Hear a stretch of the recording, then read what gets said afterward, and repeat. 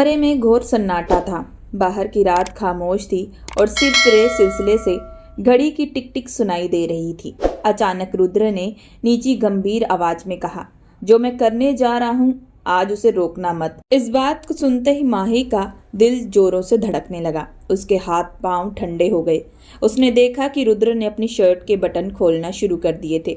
डर से उसका चेहरा पीला पड़ गया और वह कांपते हुए बोली, क्या आप मेरे साथ? इससे पहले माही इसके आगे कुछ बोल पाती कि तभी रुद्र उसके पास आया और सख्त लहजे में बोला, मेरी तरफ अपनी पीठ करो। यह कहते हुए गुस्से भरी निगाहों से उसे देखने लगा। माही घबरा कर पीछे हट गई और सिर हिला दिया। रुद्र ने जबरदस्ती उसका ब्लाउज देखा जो आधा फट चुका था। उसने उसके ब्लाउज को ठीक करने की कोशिश की, लेकिन कपड़ा इतना टाइट था कि तभी उसके ब्लाउज की डोरियां टूट गई। माही की सांसें उस वक्त थम सी गई थी। तभी रुद्र की आंखें फटी की रह गई और उसने, दादाजी अगर ये आपकी जिद है तो ठीक है, मैं आपकी पसंद की लड़की से शादी कर लूँगा, लेकिन मेरी जिंदगी में मेरी पसंद की लड़की भी होगी। जिस लड़की को आप मेरी पत्नी बना रहे हैं वह सिर्फ नाम की पत्नी होगी, उसके अलावा मैं उसे कोई हक नहीं दूंगा। रुद्र की सख्त भरी बातें सुनकर दादाजी नहीं हिले। उन्होंने कहा, मैंने अपने दोस्त से वादा किया है और ये वादा निभाकर ही रहूंगा। तुम्हारी पत्नी वही बनेगी। गुस्से में रुद्र ने कहा, लेकिन दादाजी आप उस मासूम की जिंदगी बर्बाद कर रहे हैं, क्योंकि मैं उसे कभी भी अपनी पत्नी मान नहीं सकता। फिर भी दादाजी ने अपने फैसले पर अड़े रहे। मजबूर होकर रुद्र ने शादी तो कर ली, लेकिन मन ही मन उसने ठान लिया कि यह रिश्ता उसके लिए सिर्फ कागज का एक नाम है। शादी की रस्में पूरी हुई और माही को विदा करके उसके घर लाया गया। वह घूंघट में बैठी थी। कमरे में आते ही रुद्र ने बिना उसका चेहरा देखे कहा, सुन लो, तुम सिर्फ मेरे दादाजी की पसंद हो, मेरी नहीं। मेरे लिए तुम सिर्फ नाम की पत्नी हो। मुझसे किसी भी रिश्ते की उम्मीद मत रखना। आज रात ही मैं लंदन लौट जाऊंगा और वहां अपनी पसंद की लड़की से शादी कर लूंगा, फिर कभी वापस नहीं आऊंगा। यह कहकर वह कमरे में चला गया और रात के अंधेरे में एयरपोर्ट की ओर निकल पड़ा। किसी को भनक भी ना लगी। सुबह जैसे ही नोक माही ने दरवाज़ा खटखटाया, माही की आंखें खुली। वह पूरी रात जागती रही। उसके मन में कोई शिकायत नहीं थी, क्योंकि उसने इस रिश्ते से वैसे भी कोई उम्मीद नहीं रखी थी। उसके लिए बस इतना ही काफ़ी था कि उसे एक ऐसा घर मिल जाए जहां उसकी इज्जत सुरक्षित रहे। माही के माता पिता एक हादसे में गुजर चुके थे। दादाजी ही उसकी जिम्मेदारी संभाल रहे थे। जब माही के दादा को दिल का दौरा पड़ा और हालात बिगड़ गए, तब उन्होंने अपने पुराने दोस्त को बुलाया। अपनी पोती का रिश्ता उनके पोते से जोड़ने का फैसला किया। इत्तेफाक से रुद्र छुट्टियां मनाने इंडिया आया हुआ था। वह सिर्फ 15 दिन रहने वाला था। उसके बड़े दोनों भाइयों की शादी हो चुकी थी और अब वह घर में अकेला ही बचा था। लेकिन रुद्र का साफ कहना था कि वह अभी जिंदगी एंजॉय करना चाहता है, क्योंकि लंदन में उसकी पसंद भी थी। रिया, रुद्र दोनों एक दूसरे को चाहते थे। रुद्र उसी से शादी करना चाहता था, मगर ये राज उसने अभी तक घर वालों से छुपा कर रखा था। तभी दादाजी ने अचानक उसकी जिंदगी पर जैसे बम गिरा दिया हो। उन्होंने अपने पुराने दोस्त से वादा किया कि चंद दिनों से रुद्र की शादी माही से करवा देंगे, क्योंकि उनके पास ज़्यादा वक्त बचा नहीं था। और वही हुआ। शादी की रस्में पूरी हुई और उसी शाम रुद्र वापस लंदन चला गया। उसी रात दादाजी भी अस्पताल में दम तोड़ गए। माही के लिए सब बड़ा सदमा था। वह अकेली पड़ चुकी थी। हालांकि दादाजी ने न केवल अपनी जिम्मेदारी निभा कर गए, बल्कि जाने से पहले उन्होंने कहा कि माही का ख्याल रखना, और उन्होंने वही किया। माही बेहद सीधी सादी लड़की थी। एक मिडिल क्लास परिवार से आई थी। उसका पहनावा, उसका रहन सहन बहुत साधारण था, पर जिस घर में वह आकर बैठी थी वहाँ की सोच और रहन सहन बहुत अलग था। रुद्र की माँ और उसकी दोनों भाभियाँ हमेशा साड़ी या मॉडर्न कपड़े पहनती थी। खुला दुपट्टा, फैशन और हाई क्लास अंदाज ही उनका तरीका था, जबकि माही हमेशा सलवार कमीज में सिर पर दुपट्टा रखकर रहती। माही का बचपन दादा के घर बीता था। उसे जानवरों से बहुत लगाव था। मुर्गे, बकरियां, चिड़ियाओं, खिलौनों पालना और उसका शौक था। पढ़ाई भी कर रही थी, लेकिन फर्स्ट ईयर में ही दादा की तबीयत बिगड़ती, हालत बदल गई। दादा के गुजर जाने के बाद उसने खुद को कमरे में बंद कर लिया। 3 दिन तक तो उसे खाने पीने तक का होश न रहा। मुलाजिम उसे खाना देते, मगर वह बस आंसू बहाती रहती। रुद्र की माँ ने जल्द ही उसका कमरा बदलवा दिया। कहने लगी, ये रुद्र का कमरा है, बंद रहेगा, तुम दूसरे कमरे में शिफ्ट हो जाओ। इस तरह माही का पहला हक भी उससे छीन लिया गया। घर में कोई उसे सीधे मुंह बात नहीं करता। भाभियां भी उसे नफरत भरी नजरों से देखती थी। उनका कहना था, जब पति ही पत्नी को पहली रात छोड़कर चला जाए, उसे नाम तक से इनकार कर दे, तो ऐसी लड़की की इज्जत कौन करेगा। यह ताने माही को और भी तोड़ देते थे। कॉलेज में दाखिला तो मिल गया, लेकिन ड्राइवर के साथ आना जाना और घर की बेरुखी ने उसकी मासूमियत और डर को और बढ़ा दिया। उसकी सादगी भरे कपड़े देखकर सब उसे ताना देते। रुद्र की भाभियां तो अक्सर कहती, अरे ये कौन से जमाने के कपड़े पहनकर घूमती रहती है, जरा ढंग से रहना सीखो। माही चुपचाप सह लेती, लेकिन एक दिन दादी जी खुद उसे मार्केट ले गए, अच्छे ब्रांडेड कपड़े दिलाए और प्यार से बोले, बिटिया तुम इस घर की नौकरानी नहीं हो, इस घर की बहू हो। अच्छे और महंगे कपड़े पहना करो, तुम्हें देखकर इस घर का मान बढ़ना चाहिए। माही की आंखों में पहली बार थोड़ी तसल्ली आई थी। इस घर में अगर कोई उसे समझता था और इज्जत देता तो वह बस दादाजी थे। शायद इसी वजह से अब माही अपने दिन का ज्यादातर वक्त उन्हीं के साथ बिताने लगी। माही दादाजी मिस्टर चौहान को बहुत मानने लगी थी। वह उनका खाना पीना और दवाइयों तक का ध्यान रखती। एक दिन हिचकिचाते हुए बोली, दादाजी मुझे परिंदे पालने का बहुत शौक है। मेरे पुराने घर में बकरियों के बच्चे और चिड़ियां थी, लेकिन जब यहाँ आई तो सब अपनी सहेलियों को देकर आ गई। क्या मैं यहाँ भी रख सकती हूँ? दादाजी मुस्कुराए और बोले, क्यों नहीं बिटिया, पूरी छत खाली है, जितने चाहे पिंजरे मंगवा दूंगा। कुछ ही दिनों में छत पर रंग बिरंगे तोते और ऑलिस्ट्रिन पक्षियों के पिंजरे सज गए। अब माही का ज्यादातर वक्त उन्हीं के साथ बीतता। वह उनसे बातें करती, हंसती और अपने अकेलेपन को भूल जाती। इत्तेफाक से एक दिन रुद्र का बड़ा भाई आयुष छत पर आ गया था। वहाँ मोबाइल नेटवर्क नहीं आ रहा था तो वो कॉल करने आया था। तभी उसे हंसी की आवाज़ सुनाई दी। पलट कर देखा तो सामने माही खड़ी थी। खुले लंबे बाल हवा में लहरा रहे थे और वह अपने तोतों को दाना डाल रही थी। आयुष ठहर गया। उसने अब तक माही को कभी गौर से देखा ही नहीं था। बस इतना जानता था कि दादाजी ने रुद्र की शादी जबरदस्ती किसी साधारण लड़की से करवा दी है और वह रिश्ता बस कागजों तक ही सीमित है। लेकिन सामने जो नज़ारा था उसने उसका दिल दहला दिया।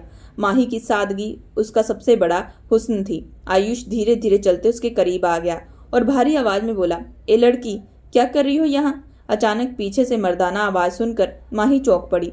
उसने जल्दी से दुपट्टा सिर पर लिया और पलटकर बोली, नमस्ते भाई। वह जानती थी कि ये रुद्र का बड़ा भाई है। आयुष ये बात सुनकर तो हैरान रह गया। भाई? मैं तुम्हारा भाई कब से हो गया? तुम हो कौन? माही ने झुक कर कहा, रिश्ते में आप मेरे जेठ लगते हैं, इसलिए आपको भाई ही कहूंगी। ये सुनकर आयुष हल्के से हंस पड़ा और बोला, कौन सा जेठ? जब मेरा भाई तुम्हें पत्नी मानता ही नहीं तो मैं तुम्हारा जेठ कहाँ से हो गया? इतना कहकर उसने अचानक माही का हाथ पकड़ लिया। माही डर से सहम गई। जल्दी से बोली, ये आप क्या कह रहे हैं? मेरा हाथ छोड़िए। आयुष उसकी आंखों में देखते हुए बोला, सच लो माही, तुम सारी जिंदगी ऐसे काटोगी? रुद्र तो लंदन में है, वापस आने का इरादा नहीं रखता और एक जवान लड़की से अपने जज्बात संभाले नहीं जाते। अगर चाहो तो मैं तुम्हें खुश रख सकता हूँ, किसी को कानो कान खबर तक नहीं होगी। ये सुनते ही माही की आंखों में डर उतर आया। उसने झटके से अपना हाथ छुड़ाया और सीढ़ियां उतरकर भाग गई। सीधे दादाजी के कमरे में पहुंची। वह उस वक्त सो रहे थे। माही के आंसू पहली बार बेकाबू होकर गालों पर बह निकले। उसने कभी सोचा भी नहीं था कि इस घर में उसे ऐसी बातें सुनने पड़ेंगी जिसे वह अपना महफूज ठिकाना समझ रही थी। वहीं उसका दिल कांप उठा। उसने अपने मुंह पर हाथ रख लिया ताकि सिसकियों की आवाज बाहर न जाए। वह सोच भी नहीं पा रही थी कि यह बात दादाजी को कैसे बताई जाए। अगले दिन जब कॉलेज से लौटी तो उसका चेहरा पूरा बुझा हुआ था। रात के खाने पर सब लोग डाइनिंग टेबल पर बैठे थे। अक्सर माही कोशिश करती कि वह अकेली कमरे में ही खाना खा ले, लेकिन अगर दादाजी भी मौजूद थे तो उन्होंने प्यार से उसे आवाज दी, माही बिटिया इधर आओ, खाना खाओ, हमारे साथ बैठकर खाओ। माही मजबूर होकर उनके पास बैठ गई और सामने वाली कुर्सी पर आयुष बैठा था। डिनर टेबल पर सब लोग बैठे थे। दादाजी ने प्यार से माही के पास बुलाकर अपने साथ बिठाया, मगर सामने बैठा आयुष उसे लगातार देखे जा रहा था।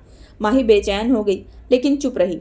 खाने के दौरान वह चुप चुप करके इशारे करके उसे छत पर बुलाने की कोशिश कर रहा था। माही ने नजरें झुका ली और दादाजी के सवालों का जवाब देती रही।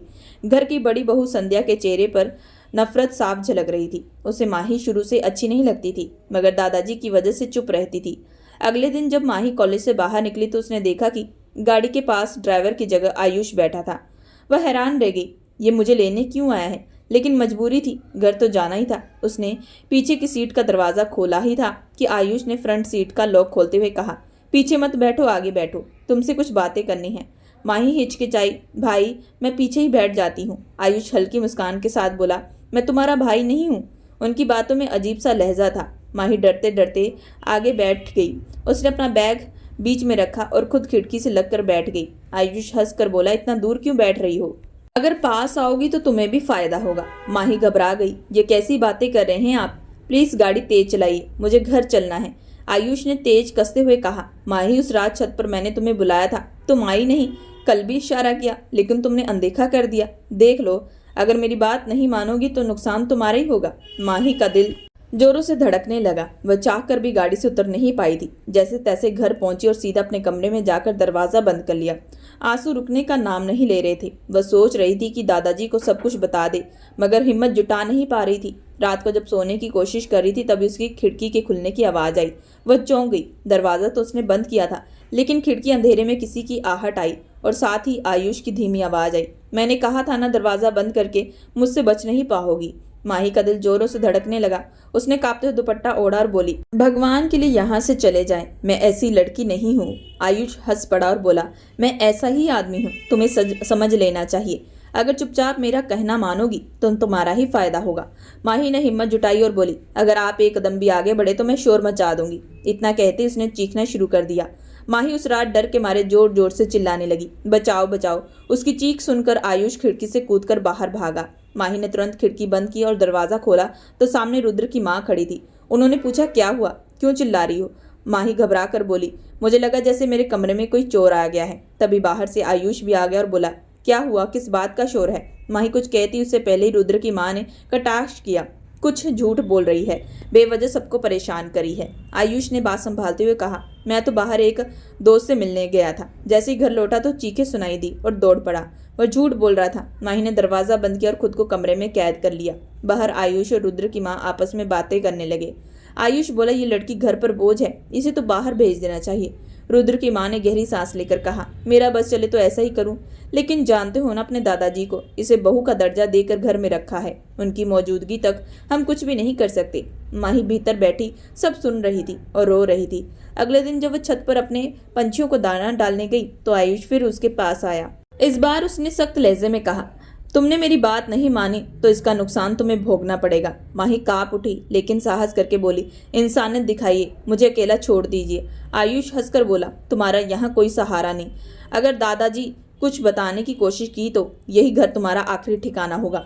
माही रोती हुई कमरे में लौट आई। उसके मन का भय और गंभीरता।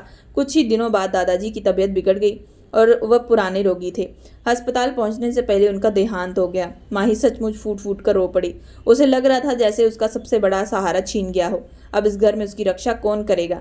दादाजी के मरने के बाद रुद्र भी वापस आ गया। वह बहुत टूटा हुआ था, क्योंकि जिससे वह प्रेम करता था उस लड़की ने उसे ठुकरा दिया। अंतिम संस्कार के समय पहली बार उसकी नज़र माही पर पड़ी। माही दादाजी के शरीर से लिपट कर बेकाबू होकर रो रही थी। रुद्र चुपचाप खड़ा उसे देखता रहा। उसे समझ में नहीं आया कि यह मासूम सी लड़की कौन है। दादाजी के गुजर जाने के बाद घर का माहौल पूरी तरह बदल गया। माही बहुत मासूम और नाजुक सी लड़की थी, मुश्किल से 17 साल की। जब रुद्र ने पहली बार उसे देखा तो उसे लगा जैसे ये घर की कोई काम करने वाली लड़की हो, क्योंकि दादाजी का बर्ताव अपने नौकर चाकरों से बहुत अच्छा था और सब उन्हें दादाजी कहकर पुकारते थे। उधर माही ने भी आज तक रुद्र को देखा तक नहीं था। शादी के दिन भी वह घूंघट में थी और रुद्र बस रस्म पूरी करके बाहर चला गया। जब मेहमान चले गए और घर में सन्नाटा छा गया, तब रुद्र की माँ माही के कमरे में आई। उन्होंने सख्त लहजे में कहा, जिस शख्स के सहारे तुम इस घर में थी अब वह नहीं रहा। अब तुम्हें अपनी असली जगह पर रहना होगा। सामान उठाओ और क्वार्टर में जाकर रहो। आज से यही तुम्हारा ठिकाना है। माही सहमी और बोली, मगर मैं कहाँ जाऊँ? रुद्र की माँ ने कहा, यही रहो, लेकिन अब घर के छोटे मोटे काम तुम्हें करने होंगे। ये कहकर उन्होंने नौकरानी को बुलाया और माही को क्वार्टर दिखाया। क्वार्टर छोटा था, बस एक चारपाई, एक छोटी अलमारी और एक मेज। माही ने चुपचाप अपनी किताबें और कपड़े वहां रख दिए। उसके दिल में सवाल था कि अब उसकी जिंदगी कैसे कटेगी, पढ़ाई पूरी भी हो पाएगी या नहीं। दिन बीतते गए, माही घर के कामों में लग गई। जब रुद्र की नज़र उस पर पड़ी तो उसने भी यही समझा कि ये कोई काम करने वाली लड़की है। उसने कभी अपनी बीवी को ठीक से देखा ही नहीं था। एक दिन उसने अपनी माँ से पूछ लिया, माँ, दादाजी ने मेरी शादी जिस लड़की से करवाई थी वह कहाँ है? क्या वह वापस चलेगी? इस बात पर रुद्र की माँ चौंकी, फिर बोली, तुमने उसे देखा नहीं? रुद्र ने कहा, नहीं, घूंघट में थी, मैं तो रस्म के बाद बाहर चला गया था। रुद्र की माँ ने सुकून की सांस ली और झूठ बोल दिया, हाँ, वह चली गई है, किसी और से उसका चक्कर था। रुद्र ने और कुछ नहीं पूछा, लेकिन इत्तेफाक से एक सुबह जब वह जॉगिंग के लिए निकला, उसने उसी लड़की को देखा। माही यूनिफॉर्म में थी और चौकीदार से रास्ता पूछ रही थी। बाबा बताएं ना, मेरे कॉलेज की बस कौन सी है? चौकीदार हकला गया। तभी रुद्र पास आया और बोला, आप इसे खुद क्यों नहीं छोड़ाते? वैसे भी यहाँ कोई खतरा नहीं। माही ने सिर झुकाकर शुक्रिया किया। चौकीदार ने उसे बस स्टॉप पर पहुंचाया, टिकट दिलवाया और वापसी का किराया भी दिया, क्योंकि वह जानता था कि घर वाले माही के साथ कैसा बर्ताव करते हैं। वापसी में मुश्किल हो गई थी। माही को याद नहीं रहा कि बस से आई थी। ऊपर से बारिश भी शुरू हो गई। वह भीगती हुई रो रही थी। तभी रुद्र की गाड़ी वहां से गुजरी। उसने गाड़ी रोकी और खिड़की खोलकर कहा, बैठो, मैं छोड़ देता हूँ। माही डरते हुए बोली, नहीं नहीं, मैं किसी के साथ नहीं जाऊंगी। बस बता दीजिए घर तक कौन सी बस जाती है। रुद्र ने नरमी से कहा, डरो मत, मैं वैसे भी घर ही जा रहा हूँ। माही मन मारकर गाड़ी में बैठ गई। जब दोनों घर पहुंचे तो लॉन में खड़ी रुद्र की माँ ने देखा और गुस्से से बोली, कहाँ थी तुम? किससे पूछकर कॉलेज गई थी? रुद्र हैरान होकर बोला, माँ हुआ क्या है? मैं तो बस इसे रास्ते में देख कर आया। रुद्र की माँ बोली, कुछ नहीं, तुम अंदर जाओ। फिर उन्होंने माही को डांटते हुए अंदर खींच लिया। रुद्र ने चुपचाप देखा कि उसकी माँ और भाभियां हर वक्त इस लड़की पर चिल्लाती रहती हैं, लेकिन उसके मन में कहीं ना कहीं लग रहा था कि लड़की उतनी भी गलत नहीं है जितना सब बताते हैं। तभी एक दिन वकील साहब आए और उन्होंने घर में ऐसी बात बताई जिसने सभी को हिलाकर रख दिया। कुछ देर बाद वकील साहब ने सभी को हॉल में बुलाया और कहा, दादाजी की वसीयत मैं आप सबके सामने पढ़ने जा रहा हूँ। पूरा परिवार मौजूद था, मगर माही को किसी ने नहीं बुलाया।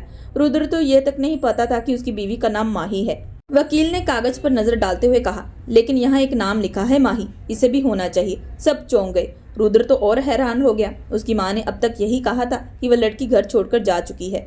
थोड़ी देर बाद माही किचन से दुपट्टे से हाथ पोंछती हुई अंदर आई, सादगी भरा चेहरा और आंखों में झिझक। वकील ने उसे देखते हुए कहा, हाँ यही है, बैठ जाएं। माही डरते डरते कुर्सी पर बैठ गई। रुद्र की नजरें लगातार उस पर थी, जैसे पहली बार सचमुच उसे देख रहा हो। वकील ने वसीयत पढ़कर सुनाई, दादाजी ने अपनी पूरी जायदाद माही के नाम कर दी है। ये सुनकर सबके होश उड़ गए। गुस्से में बोले, कैसे हो सकता है? वकील ने सख्त लहजे में कहा, जब तक माही साइन नहीं करेगी आप में से कोई भी पैसे को छू नहीं सकता, और इसके साथ जरा भी जबरदस्ती हुई तो अंजाम बहुत बुरा होगा। याद रखिए, ये चाहे तो सबको इस घर से बाहर भी कर सकती है। फिर उन्होंने रुद्र की ओर देखा, ये आपकी पत्नी है, इसका सम्मान करना है और इसके साथ अच्छा व्यवहार करना आपकी जिम्मेदारी है। पूरा कमरा चुप हो गया। सबकी आंखों में हैरानी और बेचैनी थी। वकील ने साफ कर दिया था, अगले 2 महीने तक कोई भी पैसा इस्तेमाल नहीं किया जा सकता, जब तक ये साबित नहीं हो जाए कि माही इस घर में खुश है। वकील के चले जाने के बाद घर का माहौल और भारी हो गया। रुद्र की माँ गुस्से से कमरे में चली गई। बाकी सब भी खामोशी से उठकर चले गए। लिविंग रूम में बस माही अकेली कुर्सी पर बैठी थी और सामने रुद्र उसे देखे जा रहा था। दादाजी की वसीयत ने दोनों को ऐसी गिरफ्त में बांध दिया था जिसकी उन्होंने कभी कल्पना भी नहीं की थी। उस रात दोनों ही अनपे कमरे में गए, मगर नींद किसी की आंखों में नहीं थी। रुद्र सारी रात बेचैन रहा। उसके दिमाग में बस यही सवाल था, माँ ने मुझसे झूठ क्यों बोला?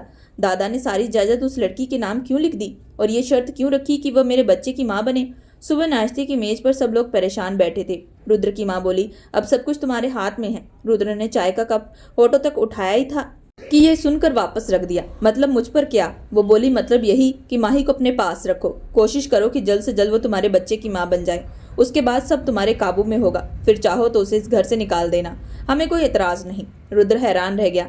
मॉम, ये सब आपके लिए मामूली होगा, लेकिन मेरे लिए नहीं। अगर वह मेरे बच्चे की माँ बन गई तो मैं उसे कैसे छोड़ सकता हूँ? रुद्र की माँ झुलझुलाकर बोली, लानत है उस पर भी और उसके बच्चे पर भी। बस फिलहाल उसे अपने कमरे में रखो, बाकी सब अपने आप हो जाएगा। रुद्र ने नाश्ता अधूरा छोड़ा और गुस्से में उठ खड़ा हुआ। तभी माँ टोकते हुए बोली, रुद्र तुम्हें समझना होगा, वकील कभी भी यहाँ आ सकता है। इससे पहले कि वह आए, लड़की तुम्हारे कमरे में होनी चाहिए ताकि कोई सवाल न उठाए। रुद्र चुपचाप लिविंग रूम में बाहर चला गया। ऑफिस में भी उसका दिमाग उलझा रहा, लेकिन आखिर में उसे ये लगा कि शायद यही एक रास्ता है। रात को जब वह अपने कमरे में पहुंचा तो देखा माही पहले से ही वहां बैठी थी, सहमी हुई, अपनी उंगलियां टिकटिकाए हुए। जैसे ही रुद्र ने दरवाजा बंद किया, वह जल्दी से खड़ी हो गई। मैं यहाँ नहीं आना चाहती थी, आपकी माँ ने जबरदस्ती भेजा है, मैं वापस चली जाती हूँ। मैं क्वार्टर में सो जाऊंगी। उसकी आवाज कांप रही थी। रुद्र उसके पास आया और गौर से देखा। कपड़ों में पसीने और किचन के मसालों की गंध आ रही थी। उसे चिढ़ हुई बोला, जाकर नहा लो और साफ कपड़े पहन लो। उसने अलमारी खोली और अपना ट्राउजर शर्ट निकालकर उसकी ओर बढ़ाया, यह पहन लेना। माही के हाथ कँप रहे थे। जब उसने कपड़े पकड़े तो वो वॉशरूम में चली गई। शावर के नीचे खड़ी होकर रो रही थी। अभी तक उसके जिस्म पर जख्मों के निशान बाकी थे। उसके मन में बस एक ही डर था, पता नहीं अब ये शख्स मेरे साथ क्या करेगा। कुछ देर बाद वह बाहर आई। रुद्र के ढीली शर्ट और ट्राउजर में उसके गीले बाल कंधों पर बिखरे हुए थे। रुद्र कुछ पल उसे देखता रहा, फिर ड्रेसिंग टेबल से परफ्यूम उठाया और उसके ऊपर स्प्रे करने लगा। पूरा कमरा खुशबू से भर गया। माही घबरा कर पीछे हट गई, मगर रुद्र बस चुपचाप खड़ा उसे देखता रहा।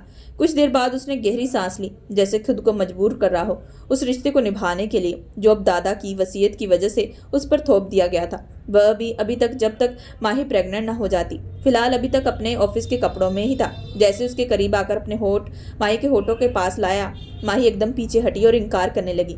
अब रुद्र को गुस्सा आया था। पहले भी वह खुद को इस लड़की के पास मजबूर महसूस कर रहा था। रुद्र की नजदीकियों से माही डर गई, लेकिन उसने शांत रहने की कोशिश की। रुद्र ने उसके बाजू की ओर देखा और कहा, बाजू ऊपर करो। माही हड़बड़ाई और बोली, मुझे बस सुरक्षित रहने के लिए कोई कमरा दे दो। मैं पढ़ाई करूंगी, अच्छी नौकरी पाऊंगी और फिर ये घर भी छोड़ दूंगी।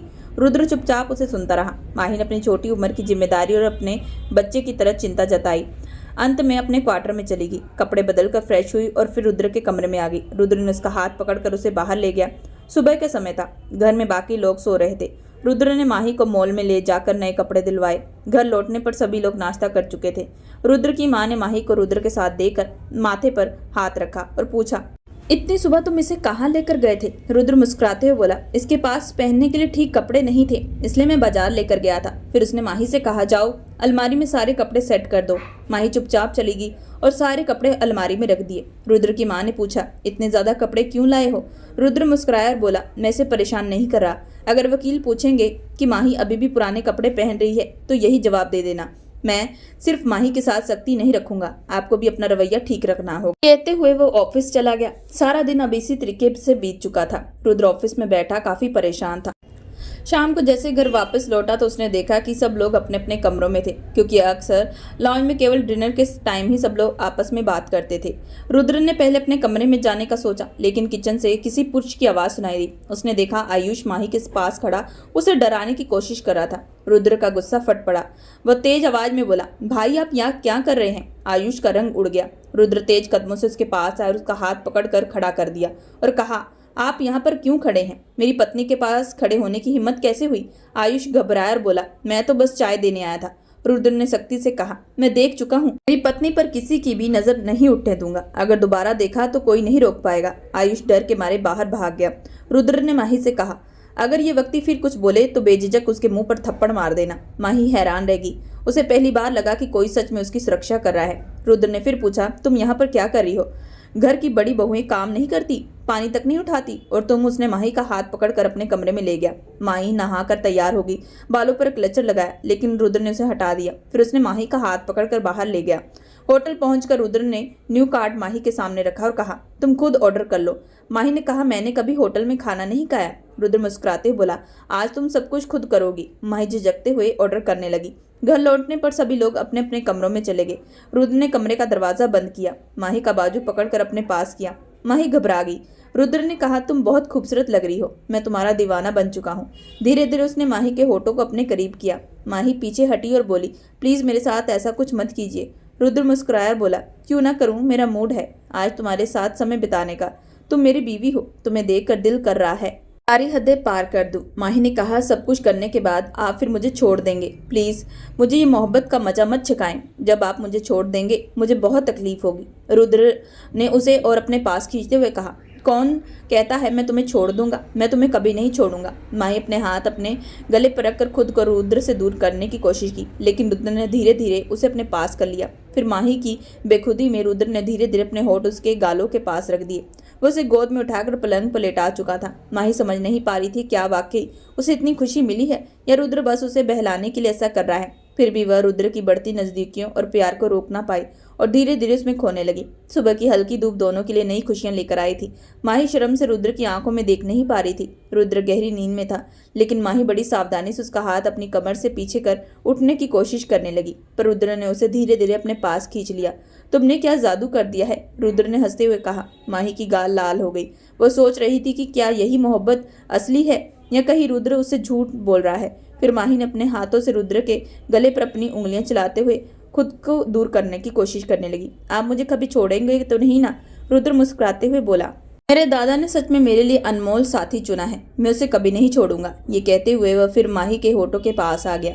उसकी हरकतों में कोमलता थी। जब वकील बाद में आए तो सभी ने कहा कि माही अपने पति के साथ बहुत खुश है और चाहती है कि घर की सारी जिम्मेदारियां उसके नाम हो। लेकिन रुद्र ने कहा, मैं चाहता हूं कि सब कुछ माही के नाम ही रहे, वह हमेशा उसकी मालकिन रहे। रुद्र की मां और घर के अन्य लोग सुनकर हैरान रह गए। रुद्र ने समझाया, अगर दादा ने सब कुछ माही के नाम किया है तो वह सोच समझकर किया होगा। मुझे खुशी है कि वह मेरे साथ है। वकील मुस्कुराए और माही के चेहरे की चमक देखकर समझ गए कि वास्तव में वह अपने पति के साथ खुश है। रुद्र की मां ने कहा, क्या कहा? रुद्र ने कहा, मैं बिल्कुल सही कहा हूँ, ये मेरी पत्नी है और इसे मैं कभी नहीं छोड़ूंगा। मुझे उससे मोहब्बत है, पैसा मुझे नहीं चाहिए। रुद्र की माँ बोली, लेकिन हमें चाहिए। रुद्र ने कहा, ठीक है, जब मेरा बच्चा होगा तो मैं कानूनी तौर पर जो कुछ आपका था आपको वापस कर दूंगा। वैसे भी लंदन में मेरी अच्छी नौकरी लग चुकी है, मैं अपनी पत्नी और बच्चे को लेकर लंदन चला जाऊंगा। यह सुनकर माँ आश्चर्य हो चुकी। कुछ महीने बाद जब उम्मीद से हुई माही, तो सब रुद्र और घर वाले दोनों उसका ख्याल रखने लगे। जैसे ही रुद्र के घर में बेटे का जन्म हुआ, माही ने सब कुछ अपनी सास के हवाले कर दिया। फिर रुद्र उसे लंदन ले गया। वहाँ माही की नौकरी भी अच्छी थी और दोनों अपने नए जीवन में बेहद खुश थे। 2 साल बीत चुके थे, लेकिन रुद्र की मोहब्बत में कोई कमी नहीं आई। रुद्र अपने बेटे को गोद में उठाकर प्यार करता, फिर किचन में माही के लिए खाना बनाता, माही की गालों पर प्यार भरी चुबन देता। माही कहती, आप पहले नहाने देते, फिर कहेंगे पसीना बह गया। रुद्र मुस्कुराते हुए कहता, अब तो तुम्हारी खुशबू मुझे अमृत जैसी लगती है। अब ये आदत हो गई है, ये पसीना मेरे लिए बह रहा है और ये स्वादिष्ट खाने भी मेरे लिए बन रहे हैं। दोनों एक दूसरे की मोहब्बत में पूरी तरह डूब गए थे। तो दोस्तों, ये थी आज की कहानी। अगर आप लोगों को ये कहानी पसंद आई हो, प्लीज़ चैनल को सब्सक्राइब करें